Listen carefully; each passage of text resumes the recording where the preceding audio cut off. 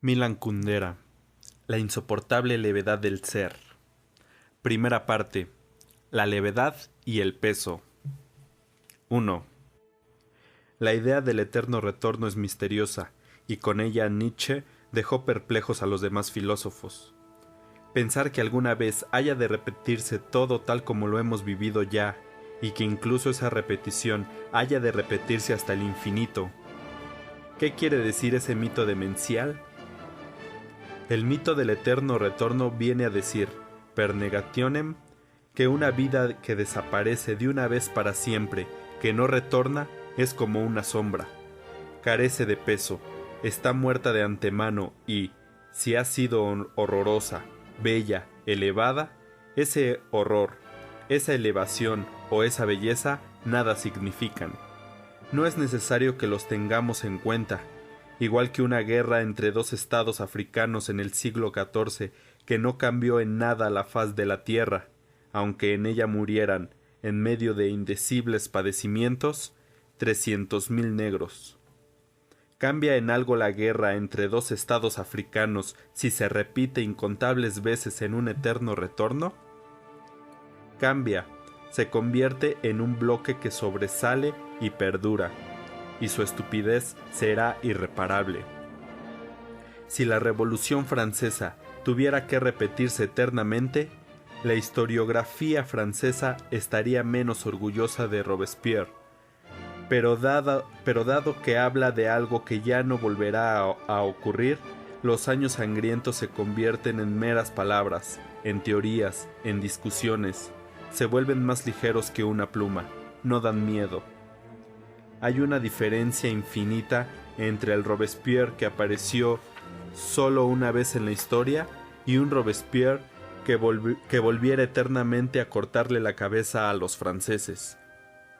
Digamos, por tanto, que la idea del eterno retorno significa cierta perspectiva desde la cual las cosas aparecen de un modo distinto a como las conocemos. Aparecen sin la circunstancia atenuante de su fugacidad. Esta circunstancia atenuante es la que nos impide pronunciar condena alguna. ¿Cómo es posible condenar algo fugaz? El crepúsculo de la desaparición lo baña todo con la magia de la nostalgia, todo, incluso la guillotina. No hace mucho me sorprendí a mí mismo con una sensación increíble. Estaba hojeando un libro sobre Hitler y al ver algunas de las fotografías me emocioné. Me habían recordado el tiempo de mi infancia. La viví durante la guerra. Algunos de mis parientes murieron en los campos de concentración de Hitler. Pero ¿qué era su muerte en comparación con el hecho de que las fotografías de Hitler me habían recordado un tiempo pasado de mi vida, un tiempo que no volverá? Esta reconciliación con Hitler demuestra la profunda perversión moral que va unida a un mundo basado esencialmente en la inexistencia del retorno, porque en ese mundo todo está perdonado de antemano y, por tanto, todo cínicamente permitido. 2. Si cada uno de los instantes de nuestra vida se va a repetir infinitas veces, estamos clavados a la eternidad como Jesucristo a la cruz. La imagen es terrible. En el mundo del eterno retorno descansa sobre cada gesto el peso de una insoportable responsabilidad. Ese es el motivo por el cual Nietzsche llamó a la idea del eterno retorno la carga más pesada. Das schwere Gewicht. Pero si el eterno retorno es la carga más pesada, entonces nuestras vidas pueden aparecer sobre ese telón de fondo en toda su maravillosa levedad. Pero, ¿es de verdad terrible el peso y maravillosa la levedad? La carga más pesada nos destroza, somos derribados por ella, nos aplasta contra la tierra. Pero en la poesía amatoria de todas las épocas, la mujer desea cargar con el peso del cuerpo del hombre. La carga más pesada es, por lo tanto, a la vez, la imagen de la más intensa plenitud de la vida. Cuanto más pesada sea la carga, más a ras de tierra estará nuestra vida, más real y verdadera será. Por el contrario, la ausencia absoluta de carga hace que el hombre se vuelva más ligero que el aire. Vuele hacia lo alto, se distancie de la tierra, de su ser terreno, que sea real solo a medias, y sus movimientos sean tan libres como insignificantes. Entonces, ¿qué hemos de elegir? ¿El peso o la levedad? Este fue el interrogante que se planteó Parménides en el siglo VI a.C. A su juicio, todo el mundo estaba dividido en principios contradictorios: luz, oscuridad; sutil, tosco; calor, frío; ser, no ser. Uno de los polos de la contradicción era, según él, positivo: la luz, el calor, lo fino, el ser. El otro, negativo. Semejante división entre polos positivos y negativos puede parecernos puerilmente simple, con una excepción. ¿Qué es lo positivo, el peso o la levedad? Parménides respondió: la levedad es positiva, el peso es negativo. ¿Tenía razón o no? Es una incógnita. Solo una cosa es segura: la contradicción entre peso y levedad es la más misteriosa y equívoca de todas las contradicciones. 3. Pienso en Tomás desde hace años, pero no había logrado verlo con claridad hasta que me lo iluminó esta reflexión. Lo vi de pie junto a la ventana de su piso, mirando a través del patio hacia la pared del edificio de enfrente, sin saber qué debe hacer. Se encontró por primera vez a Teresa hace unas 3 semanas en una pequeña ciudad checa. Pasaron juntos apenas una hora. Lo acompañó a la estación y esperó junto a él hasta que tomó el tren. 10 días más tarde vino a verle a Praga. Hicieron el amor ese mismo día. Por la noche le dio fiebre y se quedó toda una semana con gripe en su casa. Sintió entonces un inexplicable amor por una chica casi desconocida. Le pareció un niño al que alguien hubiera colocado en un cesto untado con pez y lo hubiera mandado río abajo para que Tomás lo recogiese a la orilla de su cama.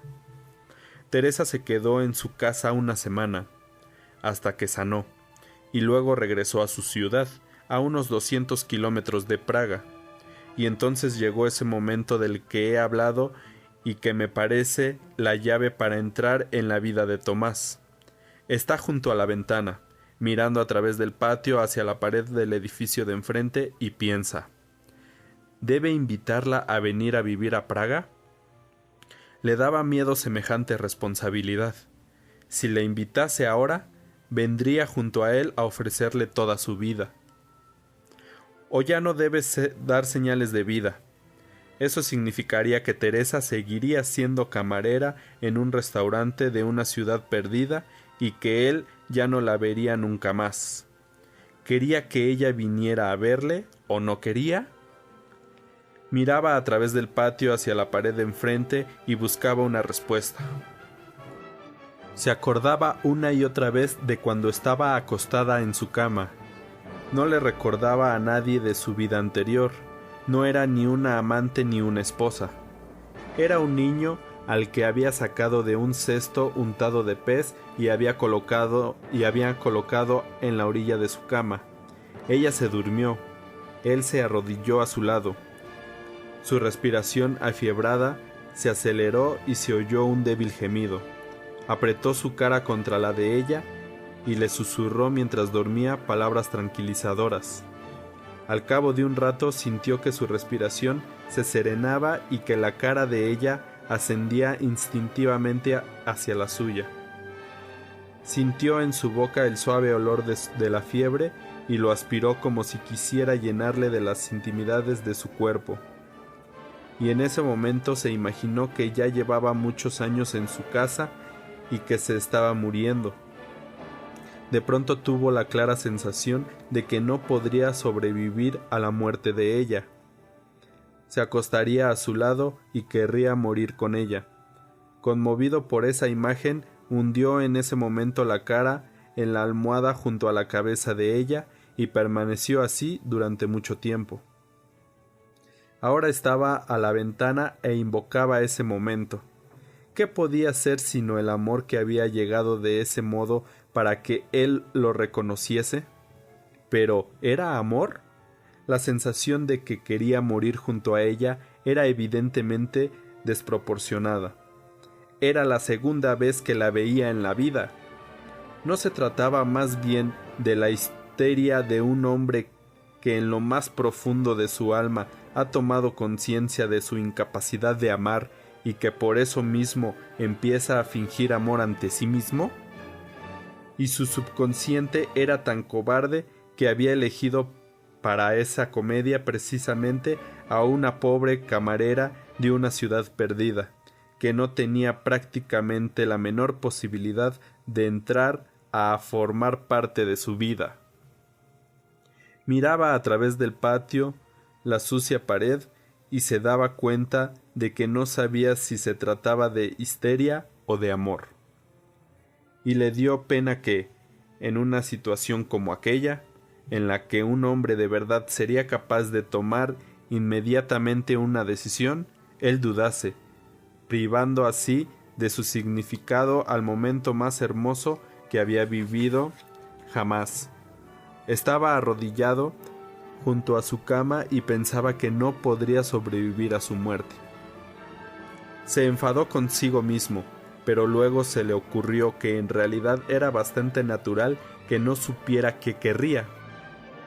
El hombre nunca puede saber qué debe querer, porque vive solo una vida y no tiene modo de compararla con sus vidas precedentes ni de enmendarla en sus vidas posteriores. Es mejor estar con Teresa o quedarse solo. No existe posibilidad alguna de comprobar cuál de las decisiones es la mejor, porque no existe comparación alguna. El hombre lo vive todo a la primera y sin preparación, como si un actor representase su obra sin ningún tipo de ensayo. Pero, ¿qué valor puede tener la vida si el primer ensayo para vivir es ya la vida misma?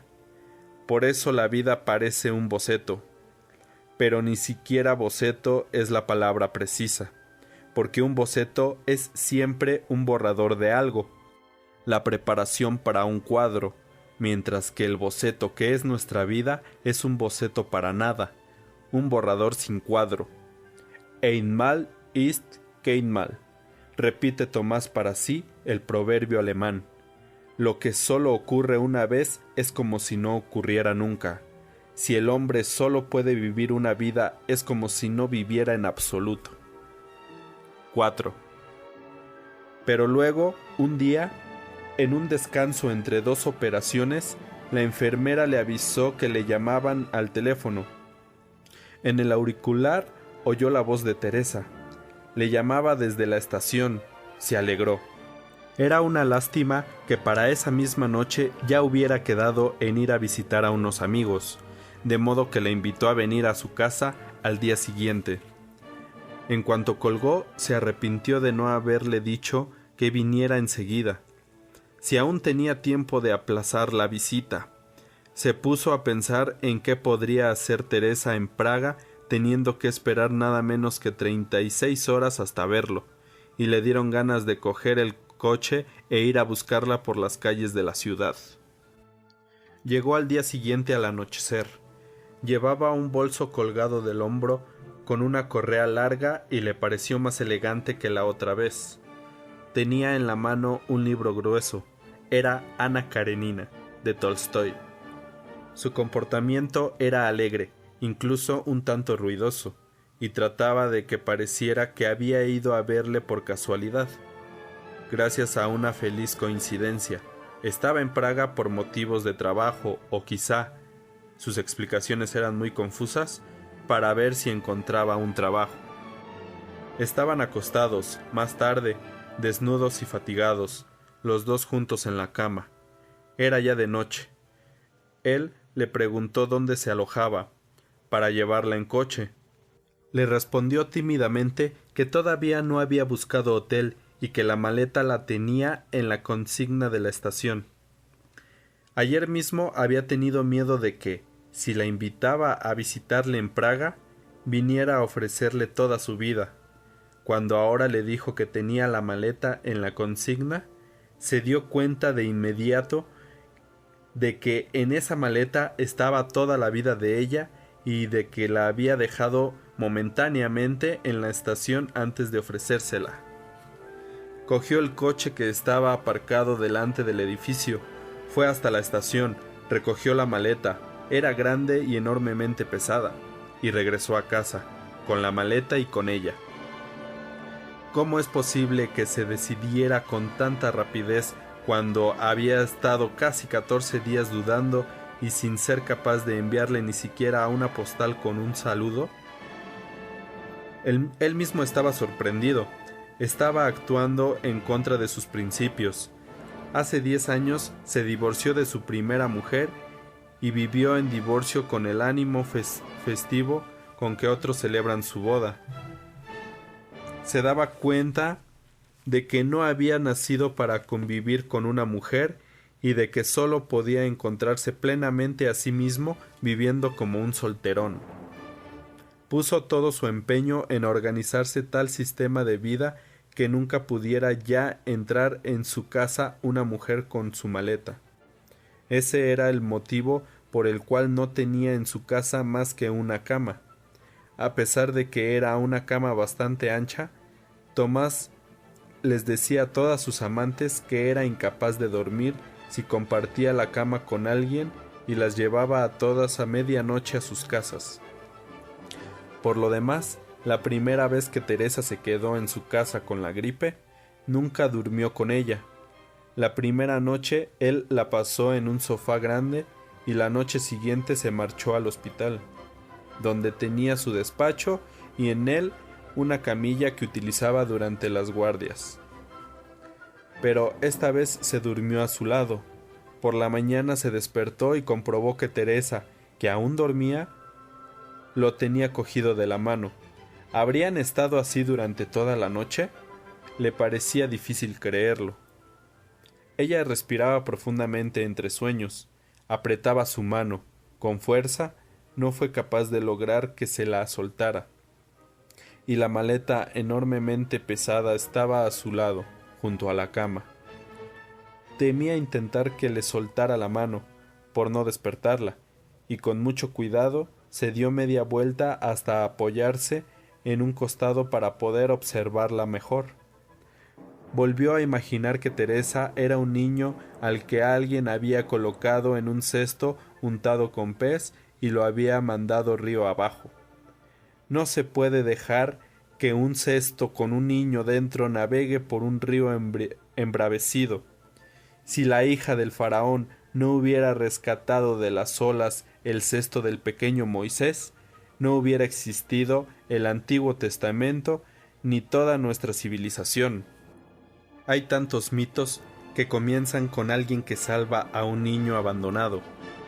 Si Pólibo no se hubiera hecho cargo del pequeño Edipo, Sófocles no hubiera escrito su más bella tragedia. Tomás no se daba cuenta en aquella ocasión de que las metáforas son peligrosas. Con las metáforas no se juega. El amor puede surgir de una sola metáfora. 5. Vivió apenas 2 años con su primera mujer y concibió con ella un hijo. Cuando tramitaron el divorcio, el juez otorgó el niño a la madre y condenó a Tomás a pagar por él 1/3 de su sueldo. Al mismo tiempo le garantizó que tendría derecho a ver al niño un domingo de cada 2. Pero cada vez que tenía que ver a su hijo, la madre inventaba alguna excusa. Si le hubiera llevado costosos regalos, seguramente habría habido menos obstáculos para los encuentros. Comprendió que tenía que pagarle a la madre, y pagarle por anticipado, por el cariño del hijo. Se imaginó cómo iba a pretender quijotescamente inculcar en el futuro al hijo sus opiniones, que eran diametralmente opuestas a las de la madre. Ya se sentía cansado de antemano. Un domingo, cuando la madre volvió a anular en el último momento una cita con su hijo, decidió de repente que ya no quería volver a verle nunca en la vida. Además, ¿por qué iba a tener que sentir por este niño, al que no lo unía nada más que una noche imprudente, algo más que por otra persona cualquiera? pagará puntualmente lo que le corresponda, pero que nadie le pida que luche por el derecho a su hijo en nombre de quién sabe qué sentimientos paternales. Por supuesto que nadie estuvo de acuerdo con semejante postura. Sus propios padres condenaron su actitud y dijeron que, si Tomás se negaba a interesarse por su hijo, ellos harían lo propio con el suyo. Mantuvieron, en cambio, excelentes relaciones con la nuera, jactándose ante los amigos de su comportamiento ejemplar y de su sentido de la justicia. De ese modo consiguió librarse en poco tiempo de su mujer, su hijo, su madre y su padre. Lo único que le quedó de todos ellos fue el miedo a las mujeres. Las deseaba, pero les tenía miedo. Entre el miedo y el deseo no tenía más remedio que buscar una especie de compromiso. Lo denominaba amistad erótica.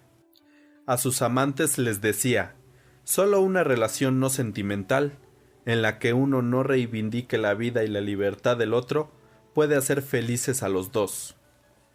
Quería tener la seguridad de que la amistad erótica nunca llegaría a convertirse en la agresividad del amor, y por eso mantenía largas pausas entre los encuentros con cada una de sus amantes. Estaba convencido de que este era el método perfecto y lo propagaba entre sus amigos. Hay que mantener la regla del número 3. Es posible ver a una mujer varias veces seguidas, pero en tal caso no más de 3 veces. También es posible mantener una relación durante años, pero con la condición de que entre cada encuentro pasen al menos 3 semanas. Este sistema le daba a Tomás la posibilidad de no separarse de sus amantes permanentes, teniendo al mismo tiempo una considerable cantidad de amantes pasajeras. No siempre encontraba comprensión.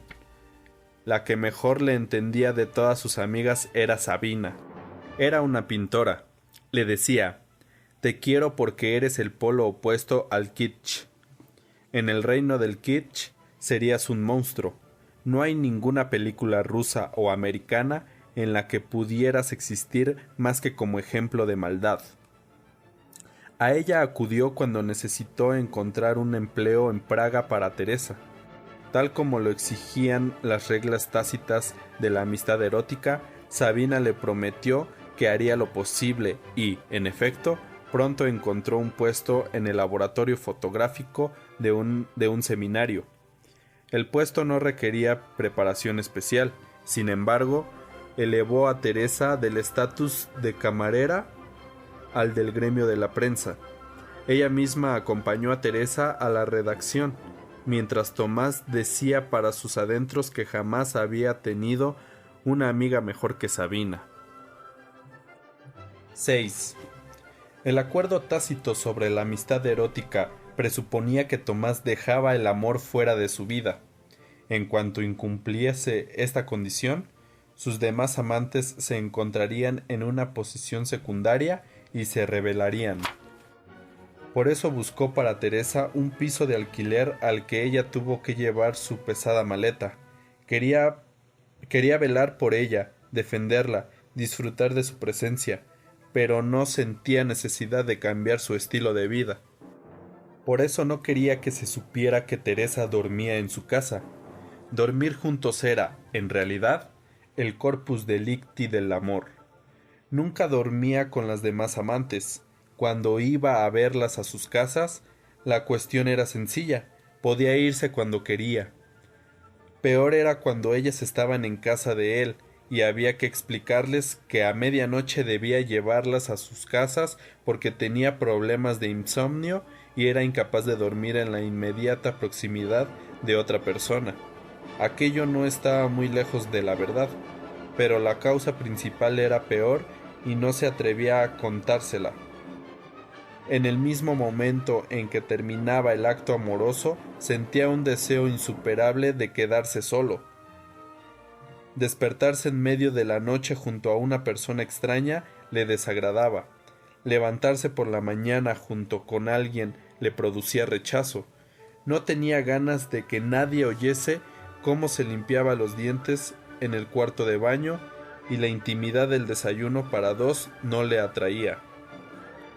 Por eso se sorprendió tanto cuando se despertó y Teresa cogía con fuerza su mano. La miraba y no podía entender qué había pasado. Se acordaba de las horas que acababan de pasar y le parecía que de ellas se desprendía el perfume de quién sabe qué felicidad desconocida. Desde entonces los dos disfrutaban durmiendo juntos. Diría casi que el objetivo del acto amoroso no era para ellos el placer, sino el sueño que venía después de aquel. Ella, en particular, no podía dormir sin él. Cuando alguna vez se quedaba sola en su piso alquilado, que iba convirtiéndose cada vez más en una simple tapadera, no podía conciliar el sueño en toda la noche. En sus brazos se dormía por más excitada que estuviera. Él le susurraba al oído historias que inventaba para ella, cosas sin sentido, palabras que repetía monótonamente, consoladoras o chistosas. Aquellas palabras se convertían en visiones confusas que la transportaban hasta el primer sueño. Tenía el sueño de ella totalmente en su poder, y ella se dormía en el instante que él elegía. Cuando dormían, se aferraba a él como la primera noche, se cogía con fuerza de su muñeca, de su dedo, de su tobillo. Si quería alejarse sin despertarla, debía utilizar algún truco. Liberaba del dedo, la muñeca, el tobillo, de su encierro, lo cual siempre la despertaba a medias, porque ni aun dormida dejaba de vigilar atentamente lo que él hacía. Se calmaba cuando en lugar de su muñeca ponía en su mano algún objeto, un pijama retorcido, un zapato, un libro, que ella luego apretaba firmemente como si fuera parte del cuerpo de él. Una vez, mientras la adormecía y ella no había pasado aún de la primera antesala del sueño, de modo que todavía era capaz de responder a sus preguntas, le dijo: «Bueno, yo ahora me voy». «¿A dónde?», le preguntó. «Me voy», dijo con voz severa. «Voy contigo», dijo y se incorporó. «No, no puedes. Me voy para siempre», dijo y salió de la habitación al vestíbulo. Ella se levantó y con los ojos entrecerrados fue tras él. No llevaba más que un camisón corto, sin nada debajo. Su cara permanecía impasible, inexpresiva, pero sus movimientos eran enérgicos. Él salió del vestíbulo al pasillo, el pasillo común del edificio, y cerró la puerta. Ella la abrió bruscamente y fue tras él, convencida en su sueño de que quería irse para siempre y de que debía detenerlo. Él bajó las escaleras hasta el primer descansillo y allí la esperó. Ella llegó hasta él, lo cogió de la mano y se lo llevó de regreso a la cama. Tomás se decía: hacer el amor con una mujer y dormir con una mujer son dos pasiones no sólo distintas, sino casi contradictorias. El amor no se manifiesta en el deseo de acostarse con alguien. Este deseo se produce en relación con una cantidad innumerable de mujeres, sino en el deseo de dormir junto a alguien. Este deseo se produce en relación con una única mujer. 7. En medio de la noche empezó a gemir en sueños. Tomás la despertó, pero al ver su cara le dijo con odio: «Vete, vete». Después le contó lo que había soñado. Estaban en algún lugar juntos ellos dos y Sabina. Entraron en una habitación grande. En medio había una cama, como en un escenario de teatro. Tomás le ordenó que se quedara de pie en un rincón y después, delante de ella, hizo el amor con Sabina. Esa visión le producía un dolor que no podía soportar. Quería interrumpir el dolor del alma mediante el dolor del cuerpo y se metía agujas en las uñas. Dolía tanto, decía, y mantenía los puños cerrados como si los dedos estuvieran heridos de verdad. La abrazó y ella lentamente, aún estuvo mucho tiempo temblando, fue durmiéndose en sus brazos. Cuando, al día siguiente, volvió a pensar en aquel sueño, recordó algo. Abrió el cajón del escritorio y sacó un paquete de cartas que le había enviado Sabina. Pronto encontró el siguiente párrafo. Quisiera hacer el amor contigo en mi estudio, como en un escenario. Alrededor habría gente y no podrían acercarse ni un paso, pero no podrían quitarnos los ojos de encima. Lo peor era que la carta llevaba fecha. Era reciente, de una época en la que hacía tiempo ya que Teresa vivía en casa de Tomás. «Has estado revolviendo mis cartas», le espetó. No lo negó y dijo: «Entonces échame». Pero no la echó.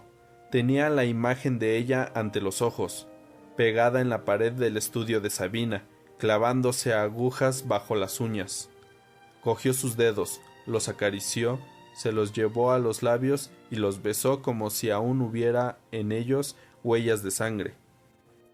Pero a partir de entonces fue como si todo se aliara en contra suya. Casi todos los días ella se enteraba de algún detalle de la vida amorosa secreta de él. Al principio él lo había negado todo. Cuando las pruebas se hicieron demasiado evidentes, procuró demostrar que su poligamia no era en nada contradictoria con su amor por ella. No era consecuente. A ratos negaba sus infidelidades y a ratos volvía a justificarlas. Una vez llamó a una mujer para quedar con ella. Al terminar la conversación, oyó un extraño sonido que venía de la habitación contigua, como un sonoro castañeteo de dientes. Por casualidad, ella había ido a su casa sin que él lo advirtiese. Llevaba en la mano un frasco de calmante. Se lo estaba bebiendo y el temblor de la mano hacía que el cristal le golpeara los dientes. Se lanzó hacia ella como si la salvara de un naufragio. El frasco con la valeriana cayó al suelo y estropeó la alfombra. Ella se resistió, quería soltarse, y él tuvo que mantenerla abrazada durante un cuarto de hora como con una camisa de fuerza antes de conseguir calmarla. Sabía que la situación en la que se encontraba no tenía justificación posible, porque se asentaba en una absoluta desigualdad. Antes de que ella descubriera su correspondencia con Sabina, habían estado con un grupo de amigos en un bar. Celebraban el nuevo empleo de Teresa. Había dejado el laboratorio y se había convertido en fotógrafa del semanario. Como a él no le gustaba bailar, un joven colega se hizo cargo de Teresa. El aspecto que tenían en la pista de baile era estupendo y Teresa le parecía más hermosa que nunca. Advertía asombrado con qué precisión y obediencia Teresa se adelantaba en una fracción de segundo a la voluntad de su compañero. Era como si aquel baile demostrara que su espíritu de sacrificio, aquella especie de deseo entusiástico de hacer todo lo que quería Tomás, antes de que él lo dijera, no estuviera ni mucho menos necesariamente ligado a la personalidad de Tomás, sino a punto para responder a la llamada de cualquier otro hombre que encontrara en su lugar. Nada más fácil que imaginar que Teresa y su compañero eran amantes. La facilidad con que podía evocarse aquella imagen le dolía. Se dio cuenta de que el cuerpo de Teresa, sin el menor inconveniente, era imaginable unido amorosamente a cualquier otro cuerpo masculino y le dio un ataque de mal humor. No reconoció que estaba celoso hasta muy entrada la noche, cuando regresaron a casa. Aquellos celos absurdos, que no se referían más que a una posibilidad teórica, eran la prueba de que consideraba que su fidelidad era una condición imprescindible. ¿Cómo podía entonces reprocharle que ella tuviera celos de sus amantes, estas sí absolutamente reales? 8. Durante el día, Teresa trataba, aunque con éxito solo parcial, de creer en lo que decía Tomás y de estar alegre como lo había estado hasta entonces. Pero los celos domados durante el día se manifestaban con tanto mayor fuerza en sus sueños, que terminaban siempre en un lamento del que él tenía que despertarla. Los sueños se repetían como variaciones sobre temas o como seriales de televisión. Con frecuencia se reiteraban, por ejemplo, los sueños sobre gatas que le saltaban a la cara y le clavaban las uñas. Podemos encontrar una explicación bastante sencilla para esto. En el argot checo, gata es la denominación de una mujer guapa. Teresa se sentía amenazada por las mujeres, por todas las mujeres. Todas las mujeres eran amantes en potencia de Tomás y ella les tenía miedo. En otro ciclo de sueños, la enviaba a la muerte. Una vez, en medio de la noche, él la despertó cuando gritaba aterrorizada y ella le contó. Había una gran piscina cubierta. Seríamos unas 20, todas mujeres. Todas estábamos desnudas y teníamos que marchar alrededor de la piscina. Del techo colgaba un cesto y dentro de él había un hombre de pie. Llevaba un sombrero de ala ancha que dejaba en sombras su cara, pero yo sabía que eras tú. Nos dabas órdenes, gritabas. Mientras marchábamos teníamos que cantar y hacer flexiones. Cuando alguna hacía mal la flexión, tú le disparabas con una pistola y ella caía muerta a la piscina. Y en ese momento todas empezaban a reírse y a cantar en voz aún más alta. Tú no nos quitabas los ojos de encima y, cuando alguna volvía a hacer algo mal, le disparabas. La piscina estaba llena de cadáveres que flotaban junto debajo de la superficie del agua. Y yo me daba cuenta de que ya no tenía fuerzas para hacer la siguiente flexión y de que me ibas a matar. El tercer ciclo de sueños se refería a ella ya muerta. Yacía en un coche fúnebre grande como un camión de mudanzas. A su lado no había más que mujeres muertas. Había tantas que las puertas tenían que quedar abiertas y las piernas de algunas sobresalían. Teresa gritaba: «Si yo no estoy muerta, si lo siento todo».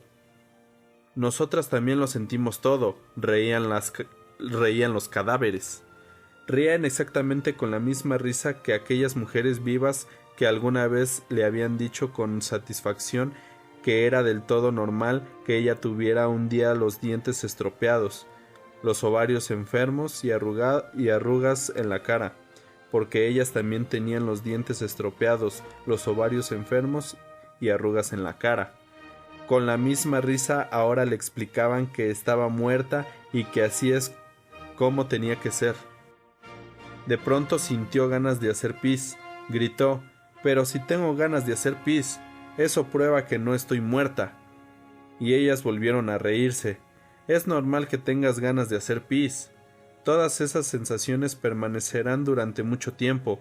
Es como cuando a alguien le amputan una mano y sigue sintiéndola mucho después.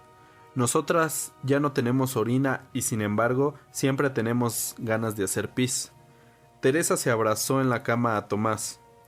Y todas me tuteaban, como si me conocieran de toda la vida, como si fueran amigas mías, y yo sentía pánico de tener que quedarme con ellas para siempre.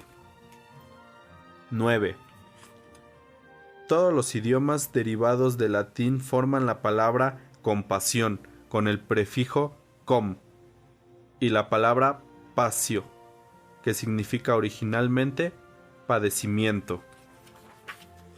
Esta palabra se traduce a otros idiomas, por ejemplo al checo, al polaco, al alemán, al sueco, mediante un sustantivo compuesto de un prefijo del mismo significado, seguido de la palabra sentimiento. En checo, soucit, en polaco, spolswejsi, en alemán, Mitgefühl, en sueco, Medkänsla. En los idiomas derivados del latín, la palabra compasión significa no podemos mirar impertérritos el sufrimiento del otro, o participamos de los sentimientos de aquel que sufre.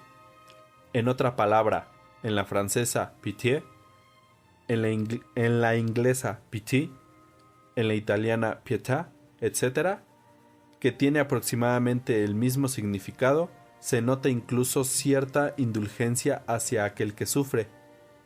Avoir de la pitié pour un enferma significa que nuestra situación es mejor que la de la mujer, que nos inclinamos hacia ella, que nos rebajamos.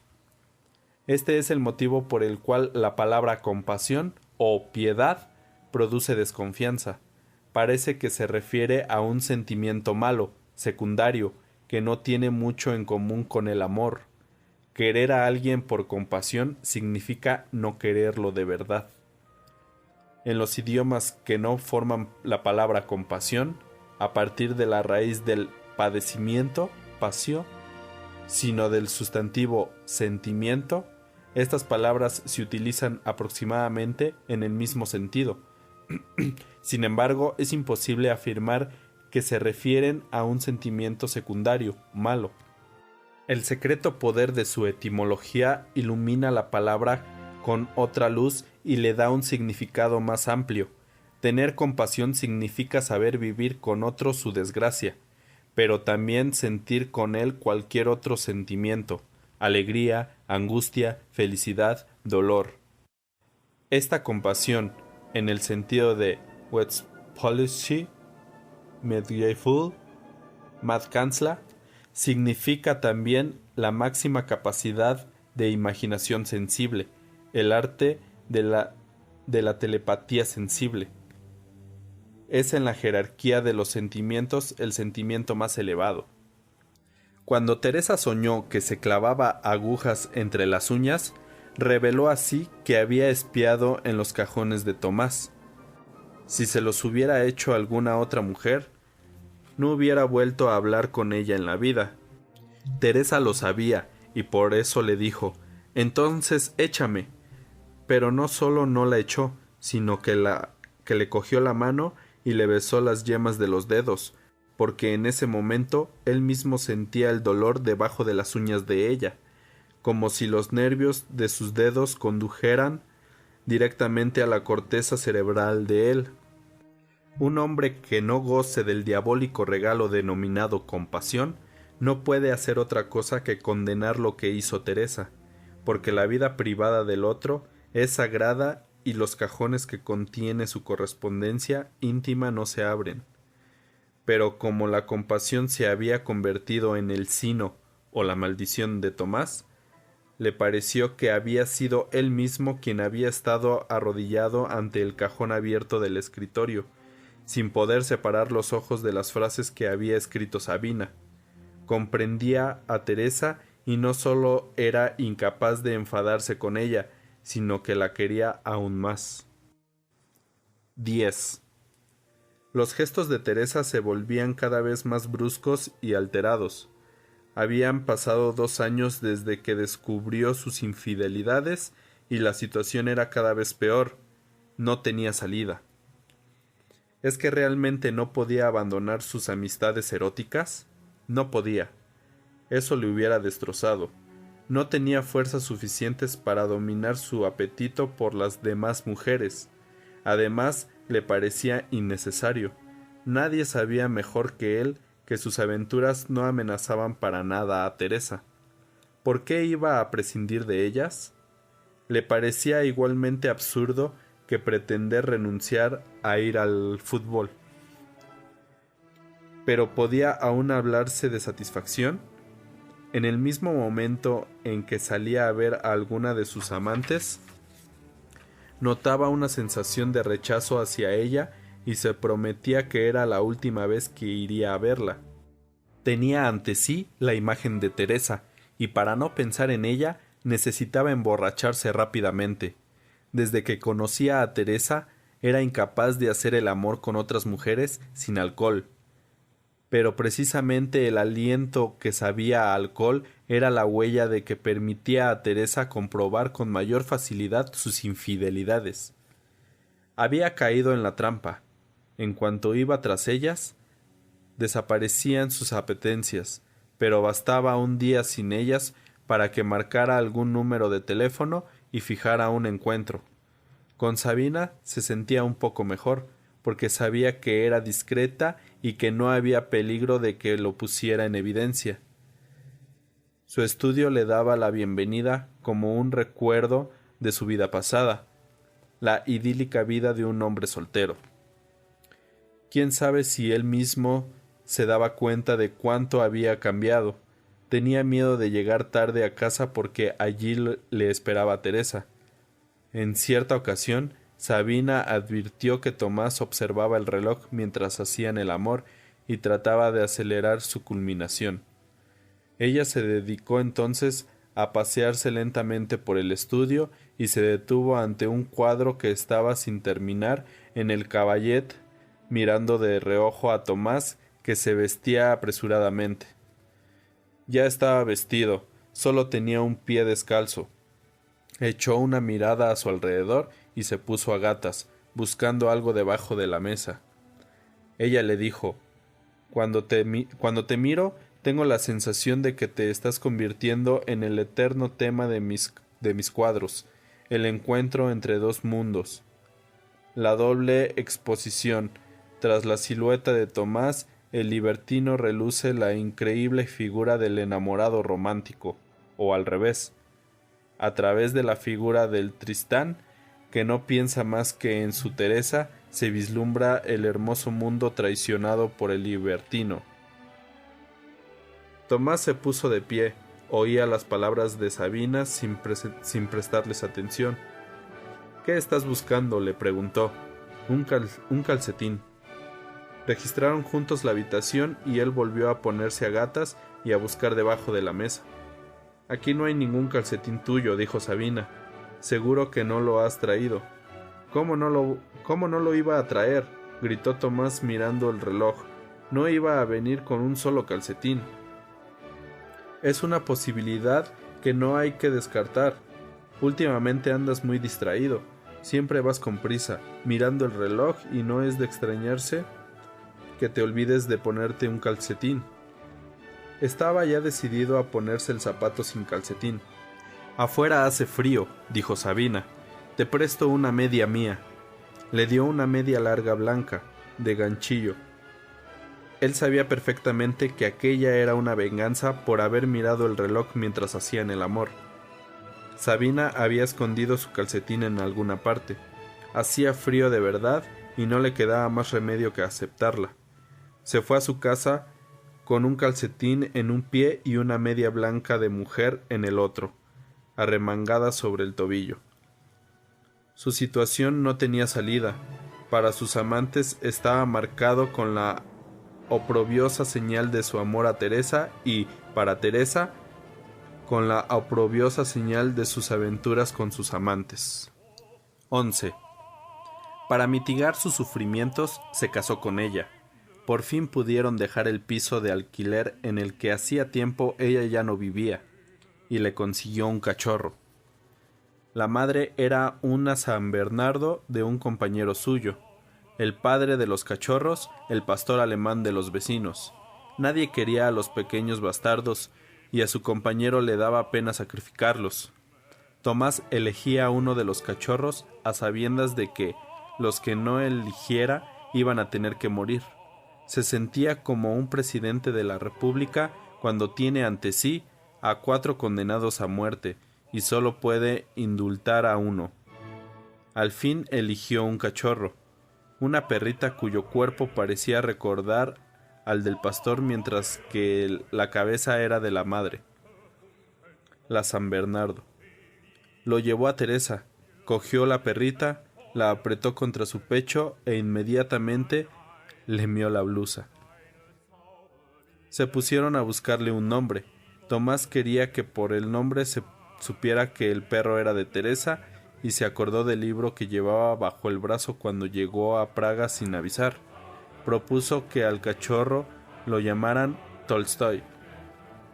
«No puede llamarse Tolstoy», replicó Teresa, «porque es una señorita. Podría ser Ana Karenina». «No puede ser Ana Karenina, porque ninguna mujer puede tener un morro tan chistoso como ese», dijo Tomás. «Se parece más bien a Karenin». «Sí, el señor Karenin, así es como me lo imaginaba». «¿Pero no afectará a su sexualidad que la llamemos Karenin?» «Es posible que una perra a la que sus amos llamen permanentemente como a un perro desarrolle tendencias lesbianas». Las palabras de Tomás se hicieron realidad de un modo curioso. A pesar de que habitualmente las perras tienen más apego a sus amos que a sus amas, en el caso de Karenin era al revés. Decidió enamorarse de Teresa. Tomás le estaba agradecido. Le acariciaba la cabeza y le decía: «Haces bien, Karenin. Esto es precisamente lo que yo quería de ti. Si yo solo no basto, tú tienes que ayudarme». Pero ni aun con la ayuda de Karenin logró hacerla feliz. Se dio cuenta de ello aproximadamente al 10º día en que su país fuera ocupado por los tanques rusos. Era el mes de agosto de 1968 y a Tomás le llamaban todos los días por teléfono el director del hospital de Zúrich, con el que se habían hecho amigos en alguna conferencia internacional. Temía por lo que le pudiera pasar y le ofrecía un puesto de trabajo. 12. Si Tomás rechazaba la oferta del suizo, casi sin pensarlo era por Teresa. Suponía que no iba a querer marcharse. Además, ella había pasado los 7 primeros días de la ocupación en una especie de éxtasis que casi parecía felicidad. Andaba por la calle con su cámara repartiendo fotos a los periodistas extranjeros que se pegaban por obtenerlas. En cierta ocasión, mientras con excesivo descaro fotografiaba de cerca a un oficial que apuntaba con su revólver a la gente, la detuvieron y le hicieron pasar la noche en un puesto mando ruso. La amenazaron con fusilarla, pero en cuanto la dejaron en libertad, volvió a salir a la calle y volvió a hacer fotos. Por eso Tomás se quedó sorprendido cuando al 10º día de la ocupación le dijo: «¿Y tú por qué no quieres ir a Suiza?» «¿Y por qué iba a tener que irme? Aquí tienen cuentas pendientes contigo». «¿Y con quién no las tienen?», dijo Tomás con un gesto de despreocupación. «Pero dime, ¿tú serías capaz de vivir en el extranjero?» «¿Y por qué no? Te he visto arriesgar tu vida por este país. ¿Cómo es posible que ahora estés dispuesta a abandonarlo?» «Desde que volvió Dubček, todo ha cambiado», dijo Teresa. Era verdad. La euforia general solo duró los 7 primeros días de la ocupación. Las autoridades del país habían sido capturadas por el ejército ruso como si fueran criminales.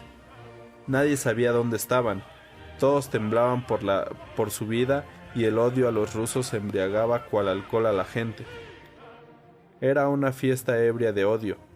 Las ciudades checas estaban adornadas con miles de carteles pintados a mano, con textos irónicos, epigramas, poemas, caricaturas de Brezhnev y su ejército, del que todos se reían como de una banda de analfabetos. Pero no hay fiesta que dure eternamente.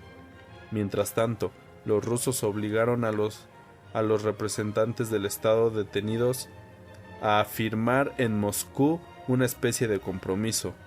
Dubček regresó con ellos a Praga y después leyó en la radio su discurso. Tras 6 días de cárcel estaba tan destrozado que no podía hablar. Se atragantaba, se quedaba sin aliento, de modo que entre frase y frase había pausas interminables que duraban casi medio minuto. El compromiso alcanzado salvó al país de lo peor, de los fusilamientos y de las deportaciones en masa a Siberia que espantaban a todos. Pero una cosa ya estaba clara: Bohemia iba a tener que inclinarse ante el conquistador, iba a tener que atragantarse ya para siempre, que tartamudear, que quedarse sin aliento como Alexander Dubček. Se había acabado la fiesta, habían llegado los días hábiles de la humillación. Todo esto se lo decía Teresa a Tomás y él sabía que era verdad, pero que por debajo de esa verdad había otro motivo más, aún más esencial, para que Teresa quisiera irse de Praga. No era feliz con la vida que había llevado hasta entonces. Los días más hermosos de su vida los había vivido fotografiando en las calles a los soldados rusos y exponiéndose al peligro. Fueron los únicos días en los que el serial televisivo de sus sueños se interrumpió y sus noches fueron felices. Los rusos le trajeron en sus tanques el equilibrio interior. Ahora, terminada ya la fiesta, vuelve a tener miedo de sus noches y querría huir de ellas. Sabe ya que hay situaciones en las que es capaz de sentirse fuerte y satisfecha y por eso desea ir a recorrer el mundo, con las esperanzas de volver a encontrar situaciones similares. ¿Y no te importa, le preguntó Tomás, que Sabina también haya emigrado a Suiza? Ginebra no es Zúrich, dijo Teresa. Seguro que allí me molestará menos de lo que me molestaba en Praga. La persona que desea abandonar el lugar en donde vive no es feliz. Por eso Tomás aceptó el deseo de emigrar de Teresa, como el culpable acepta la condena. Se sometió a ella y un buen día se encontró con Teresa y Karenin en la mayor ciudad de Suiza. 13. Compró una cama para el piso vacío. Aún no tenían dinero para los demás muebles, y se puso a trabajar con la furia de una persona que empieza una nueva vida después de los 40. Llamó varias veces a Sabina a Ginebra.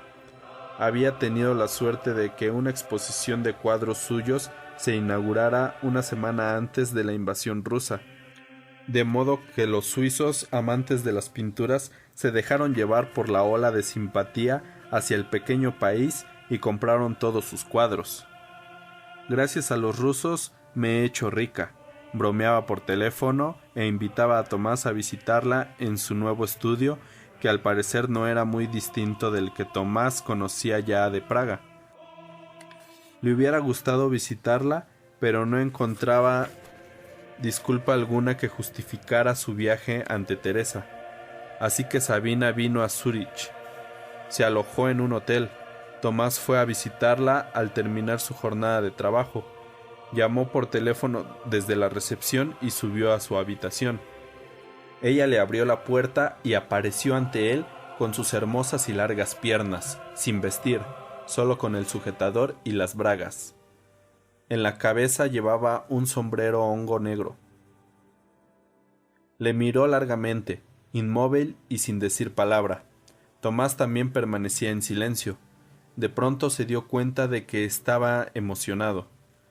Le quitó el sombrero y lo colocó encima de la mesa, junto a la cama. Después hicieron el amor sin decir ni una sola palabra.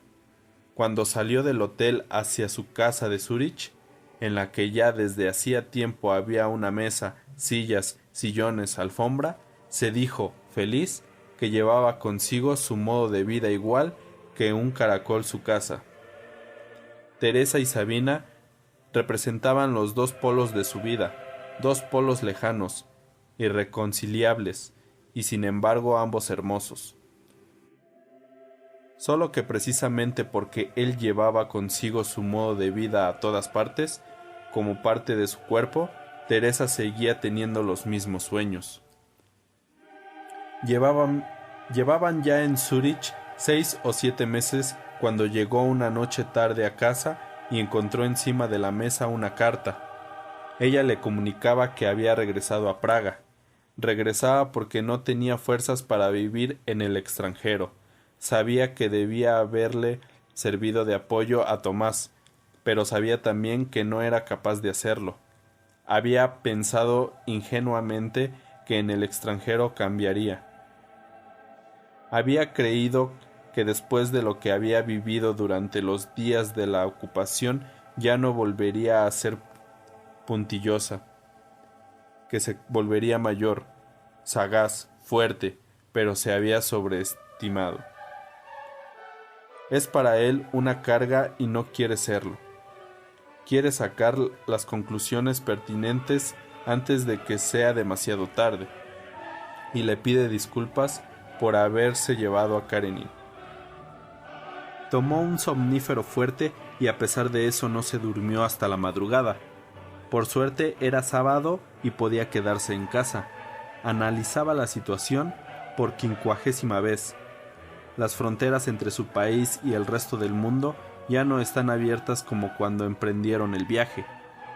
Ya no hay telegrama ni teléfono alguno que sea capaz de devolverle a Teresa. Las autoridades no la dejarán salir. Su partida es increíblemente definitiva. 14. La conciencia de que era absolutamente impotente le hizo el efecto de un mazazo, pero al mismo tiempo lo tranquilizó. Nadie le obligaba a tomar ninguna decisión. No tenía que mirar a la pared del edificio de enfrente y preguntarse si quiere o no vivir con ella. Teresa lo ha decidido todo por su cuenta. Fue al restaurante a almorzar. Estaba triste, pero durante la comida pareció como si la desesperación inicial se hubiera fatigado, como si hubiera perdido fuerza y no hubiera quedado de ella más que melancolía.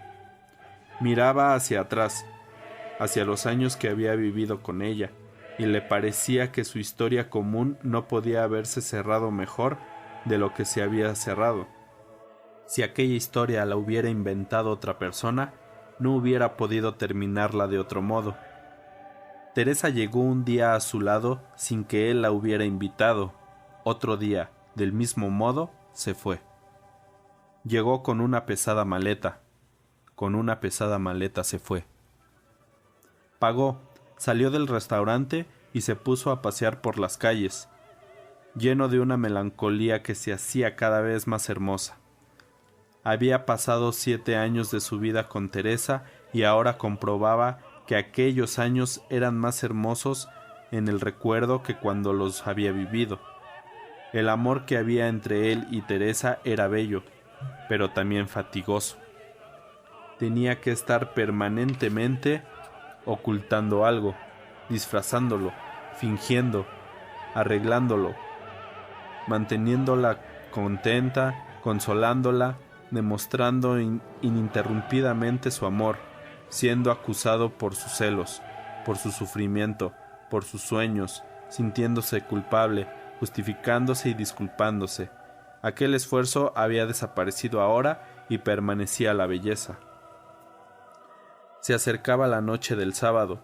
Por primera vez paseaba solo por Zúrich y aspiraba el perfume de su libertad. Detrás de cada esquina se escondía la aventura. El futuro había vuelto a convertirse en un secreto. Su vida de soltero le había sido devuelta, una vida para la cual antes estaba seguro de haber nacido, seguro de que era la única que le permitía ser tal como de verdad era. Hacía ya 7 años que vivía atado a Teresa y cada uno de sus pasos era observado por los ojos de ella. Era como si le hubiera atado al tobillo una bola de hierro. Su paso era ahora, de pronto, mucho más ligero. Casi flotaba. Se hallaba en el campo mágico de Parménides. Disfrutaba de la dulce levedad del ser. Tenía ganas de telefonear a Sabina a Ginebra, de llamar a alguna de las mujeres que había conocido en Zúrich en los últimos meses. No tenía la menor intención de hacerlo. Intuía que, si se reuniera con alguna mujer, el recuerdo de Teresa se haría al instante insoportablemente doloroso. 15. Aquel extraño encantamiento melancólico duró hasta el domingo por la noche. El lunes todo cambió. Teresa irrumpió en su mente. Sentía el estado de ánimo de ella cuando le escribía la carta de despedida. Sentía cómo le temblaban las manos. La veía arrastrando la pesada maleta en una mano, la correa de Karenin en la otra. Se la imaginaba abriendo la cerradura de la casa de Praga y sentía en su propio corazón la orfandad de la soledad que le envolvía al abrir la puerta. Durante aquellos 2 hermosos días de melancolía, su compasión no había hecho más que descansar. La compasión dormía, como duerme el minero el domingo después de una semana de trabajo duro para el lunes poder bajar otra vez al Tajo. Atendía a un paciente y, en lugar de verlo a él, veía a Teresa. Él mismo se lo reprochaba. «No pienses en ella, no pienses en ella», se decía. «Precisamente porque estoy enfermo de compasión, es bueno que se haya ido y que ya no la vea. Tengo que liberarme, no de ella, sino de mi compasión, de esa enfermedad que antes no conocía y con cuyo bacilo me contagió». El sábado y el domingo sintió la dulce levedad del ser, que se acercaba a él desde las profundidades del futuro. El lunes cayó sobre él un peso hasta entonces desconocido. Las toneladas de hierro de los tanques rusos no eran nada en comparación con aquel peso. No hay nada más pesado que la compasión. Ni siquiera el propio dolor es tan pesado como el dolor sentido con alguien, por alguien, para alguien, multiplicado por la imaginación, prolongado en 1000 ecos. Se hacía reproches para no rendirse a la compasión, y la compasión lo oía con la cabeza gacha, como si se sintiera culpable. La compasión sabía que se estaba aprovechando de sus poderes y sin embargo se mantenía calladamente en sus 13, de modo que al quinto día de la partida de ella, Tomás le comunicó al director del hospital, al mismo que después de la invasión rusa le llamaba a diario a Praga, que debía regresar de inmediato.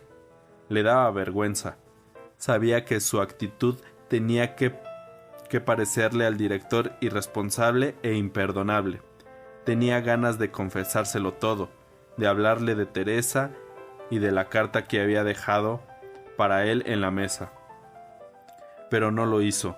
Desde el punto de vista de un médico suizo, la actuación de Teresa tenía que parecer histérica y antipática. Y Tomás no estaba dispuesto a permitir que nadie pensase mal de ella. El director estaba verdaderamente afectado. Tomás se encogió de hombros y dijo: «Es Musein, es Musein». Era una alusión. La última frase del último cuarteto de Beethoven está escrita sobre estos dos motivos. «Muss es sein? ¿Tiene que ser? Es Musein. Tiene que ser. Es Musein. Tiene que ser». Para que el sentido de estas palabras quedase del todo claro, Beethoven encabezó toda la frase final con las siguientes palabras: «Der schwer gefasste Entschluss», una decisión de peso. Con aquella alusión a Beethoven, Tomás volvía a referirse, en realidad, a Teresa, porque había sido precisamente ella la que le había obligado a comprar los discos de los cuartetos y las sonatas de Beethoven. La alusión resultó más adecuada de lo que él hubiera podido suponer, porque el director era un gran aficionado a la música. Se sonrió ligeramente y dijo en voz baja, imitando la melodía de Beethoven: «Muss es sein?» Tomás dijo una vez más: «Ja, es muss sein». 16. A diferencia de Parménides, para Beethoven el peso era evidentemente algo positivo. Der schwer gefasst Entschluss, una decisión de peso, va unida a la voz del destino. Es muss sein. El peso, la necesidad y el valor son tres conceptos internamente unidos. Solo aquello que es necesario tiene peso. Solo aquello que tiene peso vale. Esta convicción nació de la música de Beethoven y, aunque es posible, y puede que hasta probable, que sus autores hayan sido más bien los comentaristas de Beethoven y no el propio compositor, hoy la compartimos casi todos. La grandeza del hombre consiste en que carga con su destino como Atlas cargaba con la esfera celeste a sus espaldas. El héroe de Beethoven es un levantador de pesos metafísicos. Tomás partió hacia la frontera suiza y yo me imagino al propio Beethoven, melenudo y huraño, dirigiendo la orquesta de los bomberos locales y tocándole, para su despedida de la emigración, una marcha llamada Es muss sein. Pero luego Tomás atravesó la frontera checa y se topó con una columna de tanques soviéticos. Tuvo que detener el coche en un cruce de camino y esperar media hora a que pasaran. Un horrible soldado en uniforme negro dirigía el tráfico en el cruce, como si todas las carreteras checas fueran de su propiedad. Es muss sein, repetía Tomás, pero pronto empezó a dudarlo. ¿De verdad tenía que ser así? Sí, era insoportable permanecer en Zúrich e imaginarse a Teresa viviendo sola en Praga. Pero ¿cuánto tiempo le torturaría la compasión? ¿Toda la vida? ¿O todo un año? ¿O un mes? ¿O solo una semana? ¿Cómo podía saberlo? ¿Cómo podía comprobarlo?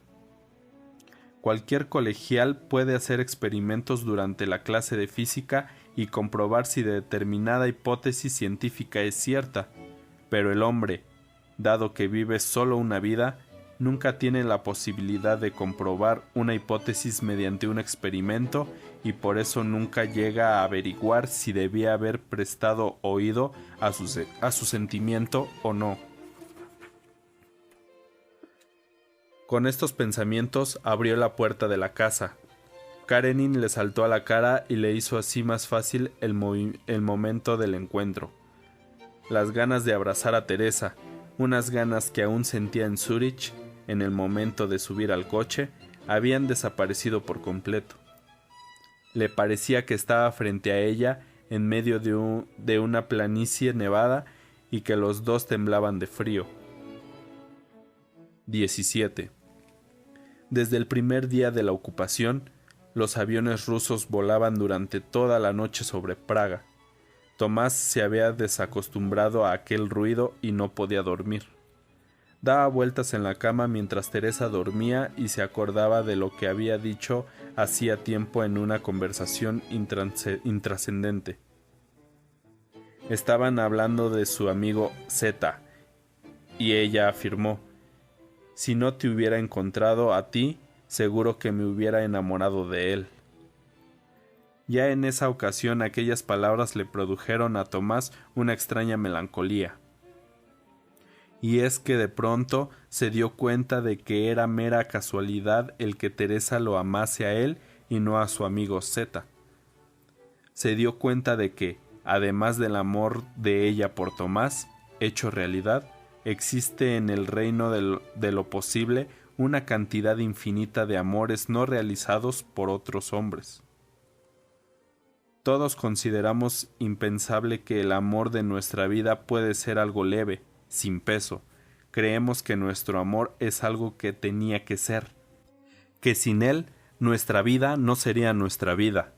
Nos parece que el propio huraño Beethoven, con su terrible melena, toca para nuestro gran amor su Es muss sein. Tomás se acordaba del comentario de Teresa sobre el amigo Z y constataba que la historia del amor de su vida no iba acompañada del sonido de ningún Es muss sein, sino más bien por el de Es konnte auch anders sein. También podía haber sido de otro modo. Hace 7 años se produjo casualmente en el hospital de la ciudad de Teresa un complicado caso de enfermedad cerebral, a causa del cual llamaron con urgencia a consultar al director del hospital de Tomás. Pero el director tenía, casualmente, una ciática, no podía moverse y envió en su lugar a Tomás a aquel hospital local. En la ciudad había 5 hoteles, pero Tomás fue a parar casualmente justo a aquel donde trabajaba Teresa. Casualmente le sobró un poco de tiempo para ir al restaurante antes de la salida del tren. Teresa, casualmente, estaba de servicio y, casualmente, atendió la mesa de Tomás. Hizo falta que se produjeran 6 casualidades para empujar a Tomás hacia Teresa, como si él mismo no tuviera ganas. Regresó a Bohemia por su causa. Una decisión tan trascendental se basaba en un amor tan casual que no hubiera existido si su jefe no hubiera tenido la ciática hacía 7 años. Y aquella mujer, aquella personificación de la casualidad absoluta, yace ahora a su lado y respira profundamente mientras duerme. Estaba ya bien entrada la noche. Sentía que le empezaba a doler el estómago, tal como solía ocurrirle en los momentos de angustia. La respiración de ella se transformó 1 o 2 veces en un suave ronquido. Tomás no sentía en su interior ninguna clase de compasión. Lo único que sentía era la presión en el estómago y la desesperación por haber regresado.